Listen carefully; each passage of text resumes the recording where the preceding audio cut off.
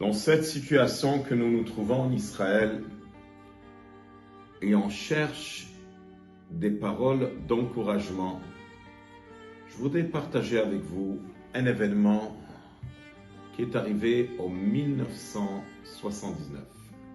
J'étais un jeune bachour en train d'étudier à la Yeshiva à New York, la Yeshiva Or Torah qui se trouvait à la rue Troy. Et là-bas, il y avait un chassid qui venait de la Russie et qui était en route pour aller à la synagogue, et il s'est fait tuer. Il s'est fait tuer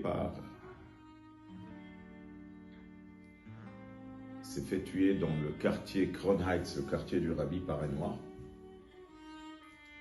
Et on avait l'habitude de commencer à étudier Chassidut à 7h30 du matin, et à 7h du matin, on allait tous au mikvé.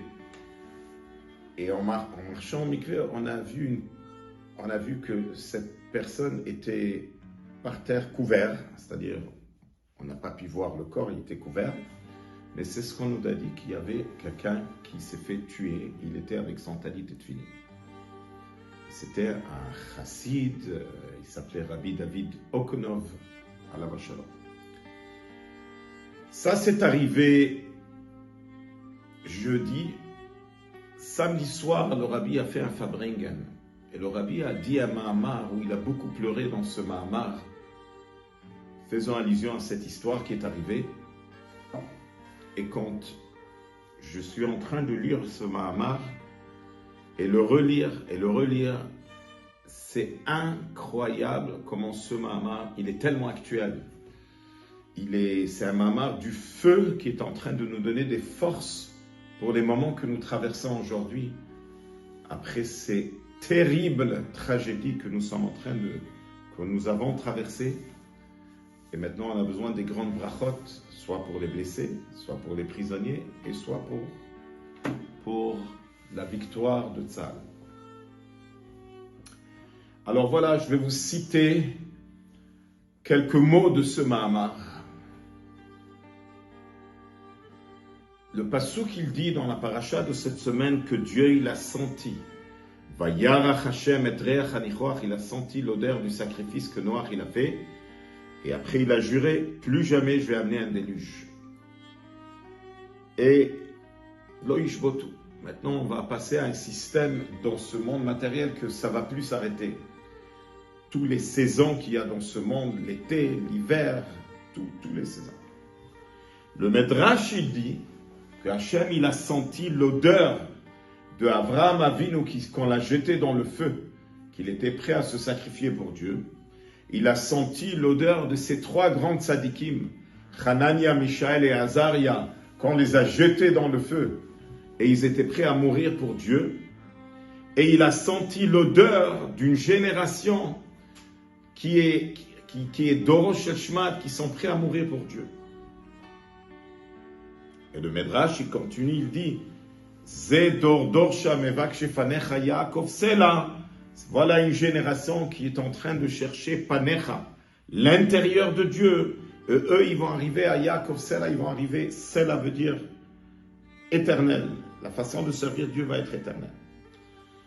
Le Rabbi, dans ce Mahamar, est en train de pleurer. Il lui dit comment ça se fait qu'après tout cela, on se trouve dans un exil et dans une obscurité grave, que de temps en temps arrivent des événements qu'on n'a aucune explication.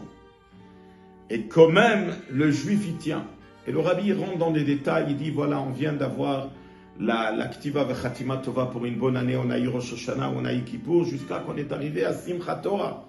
Que Simchat Torah, c'est une danse illimitée, et c'est une joie qui pénètre dans tous les membres de la personne, et les pieds qui sont en train de le lever la tête, et tu arrives à faire danser la Torah, rejouir la Torah, et après tout cela, arrive une obscurité aussi grave. Tu es en train de lire le Mahamar, c'est incroyable.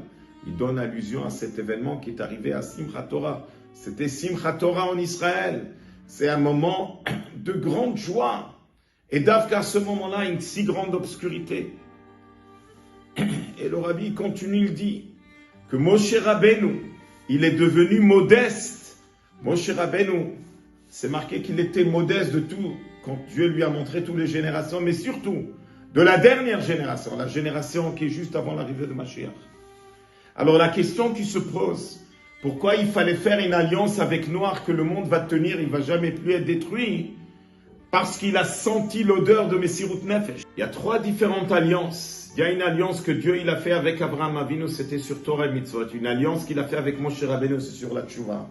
Mais il a fait une alliance avec Noir, c'était une alliance que le monde va exister, que le monde va tenir.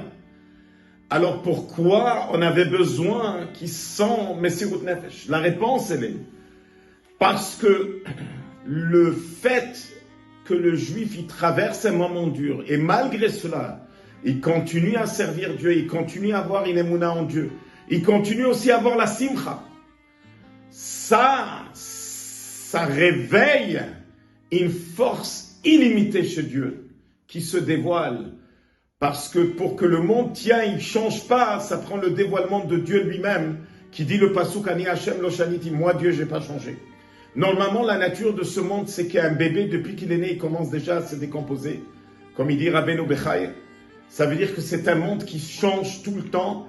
Là, quand tu parles, pas de changement, ça doit venir d'un endroit, ça doit réveiller une force de Dieu qui ne peut pas changer, c'est Dieu lui-même. Mais ça vient par le travail du juif, que chez le juif, il n'y a pas de changement. Malgré tout ce qui se passe dans le monde, et le Rabbi, il a pleuré, il a dit, on voit des événements qu'il n'y a aucune explication sur cela. Des événements qui sont douloureux. Et malgré cela, le juif, il continue, le Rabbi, il s'exprime, il dit, et attention surtout par la simcha. C'est-à-dire de garder la tête haute, et à travers la joie, on peut briser toutes les barrières. Donc c'est un message extraordinaire pour nous, qu'on est en train de vivre la fin du temps. On le voit d'une manière dévoilée. Il faut se tenir fort. Et bien, Ezrat Hashem, il y aura des bonnes nouvelles chez Am Israël et qu'on mérite déjà la Géoula. Shabbat Shalom.